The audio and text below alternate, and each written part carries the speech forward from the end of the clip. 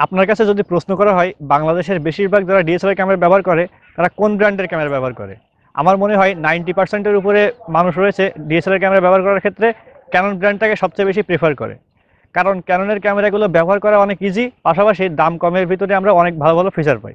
সেই জন্য আমরা সাধারণত ক্যাননের ক্যামেরা একটু বেশি ব্যবহার করি। তো আজকের এই ভিডিওটি যারা ক্যাননের ক্যামেরা ব্যবহার করেন তাদের জন্য খুবই ইম্পর্টেন্ট হতে যাচ্ছে, পাশাপাশি অনেক মজাদার হতে যাচ্ছে। কারণ আজকের এই ভিডিওতে আমি আপনাদের সাথে আলোচনা করব এরকম 5টা সেটিংস নিয়ে, যে সেটিংসগুলো আপনাদের যদি জানা থাকে তাহলে আপনাদের ক্যামেরা চালানোর দক্ষতা আগের থেকে বাড়বে, পাশাপাশি আপনারা ক্যামেরাটা ব্যবহার করে আগের থেকে অনেক বেশি মজা পাবেন। তাই ভিডিওটা একেবারে শেষ পর্যন্ত দেখবেন। এবং যারা অন্যান্য ব্র্যান্ডের ক্যামেরা ব্যবহার করেন তারাও চাইলে ভিডিওটা দেখতে পারেন, কারণ এর থেকে আপনারাও অনেক কিছু শিখতে পারবেন। So welcome back guys, fantastic tech and photography চ্যানেলের নতুন একটি ফ্যান্টাস্টিক ভিডিওতে আপনাদের সবাইকে স্বাগতম। আমরা প্রতিনিয়ত শুধুমাত্র আপনাদের জন্য এরকম সুন্দর সুন্দর ডিএসএলআর ক্যামেরা সংক্রান্ত ভিডিও তৈরি করে থাকি। সেগুলো দেখতে চাইলে অবশ্যই আমাদের এই চ্যানেলটিকে সাবস্ক্রাইব করে রাখবেন, তাহলে আমাদের পরবর্তী যে কোনো ভিডিও আপলোড করার সাথে সাথে আপনাদের কাছে নোটিফিকেশন পৌঁছে যাবে। আচ্ছা, তো প্রথম যে পয়েন্টটা সম্পর্কে আপনাদেরকে জানাবো সেটা হচ্ছে বিপ। সাধারণত আমরা যখন ফটো তোলার জন্য শাটার বাটনের উপরে হাফ প্রেস করি তখন ফোকাস যখন হয় তখন কিন্তু একটা বিপের শব্দ আসে। তার মানে আমরা বুঝতে পারি যে হ্যাঁ, আমাদের ফোকাসটা ঠিকঠাক মতো আছে। কিছু কিছু ক্ষেত্রে এই বিপটা কিন্তু আমাদের একটা বিরক্তির কারণ হয়ে দাঁড়ায়। দেখবেন যারা ওয়াইল্ড লাইফ ফটোগ্রাফি করেন, সাধারণত পশু পাখি প্রাণীর ছবি তোলেন, তখন যদি এই বিপের সাউন্ডটা তাদের কানে পৌঁছায় তাহলে কিন্তু তারা এক জায়গায় থাকবে না, সেখান থেকে স্থান পরিবর্তন করে অন্য জায়গায় চলে যাবে। তখন কিন্তু আপনারা ছবি তুলতে পারবেন না। পাশাপাশি যারা ওয়েডিং ফটোগ্রাফার রয়েছেন তাদেরও মাঝে মধ্যে, সবার ক্ষেত্রে আমি বলবো না, কিছু কিছু ওয়েডিং ফটোগ্রাফার রয়েছেন তাদের এই বিপের সাউন্ডটা কিন্তু একটু ডিস্টরশন ক্রিয়েট করে। তাই এই বিপটা কীভাবে অফ করতে হয় সেই সম্পর্কে আপনাদেরকে বলবো। চলেন বিপটা কীভাবে অফ করতে হয় সেই সেটিংসটা আমরা দেখে নিই। আচ্ছা, তো বিপ আনএবল করে দেওয়ার জন্য প্রথমে আপনাদেরকে মেনু বাটনের উপরে চাপ দিতে হবে। দেওয়ার পরে দেখতে পাচ্ছেন এখানে আস্তে আস্তে করে স্ক্রলিং করবেন, করার পরে এই সেটিংটা খুঁজে বের করবেন। দেখবেন যে বিপ লেখা রয়েছে এটা ইনেবল করা রয়েছে, তো প্রথমে এটার মাঝখানে চাপ দিবেন সেট। দেওয়ার পর এখানে দেখতে পাচ্ছেন ইনেবল এবং ডিজেবল। তো বিপ ডিজেবল করার জন্য আপনারা সাধারণত এই যে ডিজেবলের উপরে সেট রেখে ক্লিক করে দিবেন। তো দেখতে পাচ্ছেন আমাদের ডিজেবল হয়ে গিয়েছে। তো 2 নম্বরের যে পয়েন্টটা রয়েছে সেটাও একটা গুরুত্বপূর্ণ পয়েন্ট। সাধারণত যখন আমরা ফটো তুলতে যাই, স্পেশালি যারা প্রফেশনাল ফটোগ্রাফার, মানে প্রাকৃতিক দৃশ্যমণ্ডিত যে স্থানগুলো রয়েছে সেখানে গেলে আমরা কিন্তু ল্যান্ডস্কেপ ছবি তুলতে বেশি পছন্দ করি। তো ল্যান্ডস্কেপ ছবিগুলো হয় কি, আমরা কিন্তু সাবজেক্টটাকে সাধারণত মিডিল ফ্রেমে রাখি না, আমরা একটা কানায় রাখি, মানে সাইডে রাখি। এতে কিন্তু ছবিটা অনেক সুন্দর দেখায়।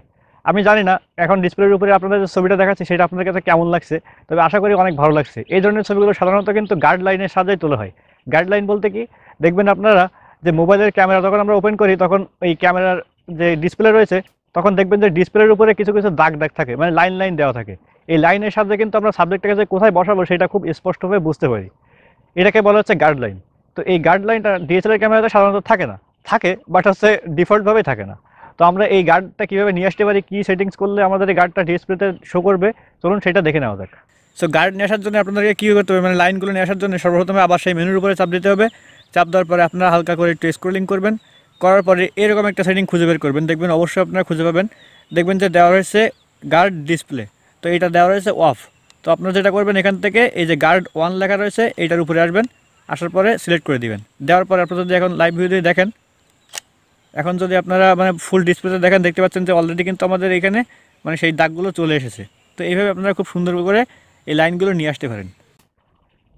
তো 3 নম্বর যে পয়েন্টটা সেটা বলার আগে আপনাদের কাছে ছোট্ট একটা রিকোয়েস্ট, ভিডিওটা যদি ভালো লাগতে থাকে তাহলে অবশ্যই একটা লাইক দিয়ে দিন, কারণ আপনাদের লাইক আমাদেরকে অনেক উৎসাহ যোগায় নতুন একটা ভিডিও তৈরি করার জন্য। তো 3 নম্বর যে পয়েন্টটা সেটা হচ্ছে লং এক্সপোজার। সাধারণত আমরা যখন লো লাইটে ফটোগ্রাফি করি তখন শাটার স্পিডটা অনেক কমিয়ে দিই। শাটার স্পিড কমিয়ে দিলে কিন্তু আমাদের ছবিতে বেশি লাইট প্রবেশ করে, যে কারণে আমরা সুন্দর একটা ছবি পাই।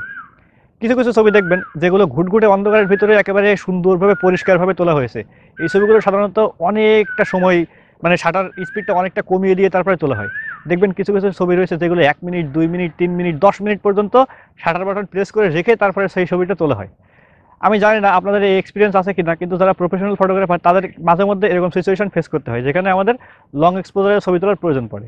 তো যখন আমরা 10 মিনিট ধরে একটা ছবি তুলবো, মানে শাটার বাটন প্রেস করে 10 মিনিট ধরে একটা ছবি তুলবো, তখন সেই ছবিটা আবার রিভিউ করে দেখার জন্য কিন্তু আমাদের 10 মিনিট টাইম লাগে। মানে এটা কিন্তু খুবই বিরক্তিকর একটা ব্যাপার। তো আপনারা চাইলে এই যে মাঝখানে যে 10 মিনিটের একটা গ্যাপ, এই গ্যাপটা কিন্তু কমিয়ে দিতে পারেন। আবার বলতে পারেন যে একেবারে ভ্যানিশ করে দিতে পারেন, ছবি তুললেন 10 মিনিট ধরে, সাথে সাথে সেই ছবিটা দেখতে পারবেন। তো এই সেটিংটা কীভাবে করতে হয় চলেন সেটা দেখে নেওয়া যাক।